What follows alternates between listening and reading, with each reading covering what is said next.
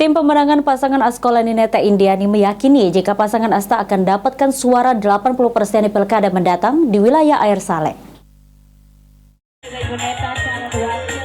Pemilihan kepala daerah serentak yang akan dilaksanakan pada tanggal 27 November di Kabupaten Banyuasin menjadi target bagi Askolani dan Neta atau Asta menjadi pemenang. Oleh karenanya, dalam gelaran acara Ngerada Kampung, tim pemenangan Asta di Air Saleh dengan yakin mengatakan jika 80% suara masyarakat Air Saleh milik Askolani dan Neta. Arisa Lahari, selaku Ketua Pemenangan Asta Kecamatan Air Saleh mengatakan adanya pembangunan berupa jalan poros menuju ke Palembang, serta banyak program yang ke pro rakyat, dirinya warga Air Saleh akan memilih Asta. Program-program beliau sudah kita rasakan dan sudah banyak yang kita rasakan dan terutama masalah pembangunan jalan yang insya Allah akan dilanjutkan, jalan poros yang ada di Kecamatan Air Saleh menuju Palembang, dan banyak lagi program-program beliau yang masuk seperti serasi, terus ada beberapa tempat juga dilakukan pembangunan yang memang betul-betul untuk pro rakyat.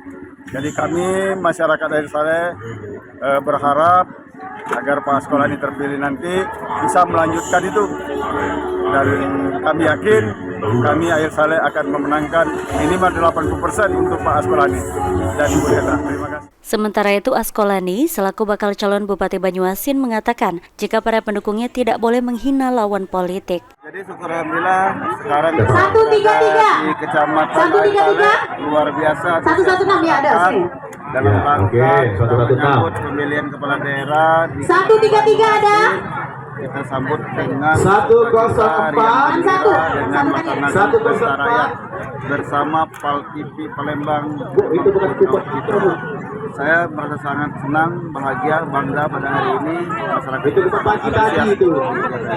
Oke, Bu Neta. Oke, Asta lanjutkan 2 periode. Terima kasih. Askolani mengucapkan terima kasih kepada warga yang telah antusias ikut meramaikan acara Ngerada Kampung Pal TV bersama Asta di Air Saleh ini. Ridho Ilahi, Pal TV.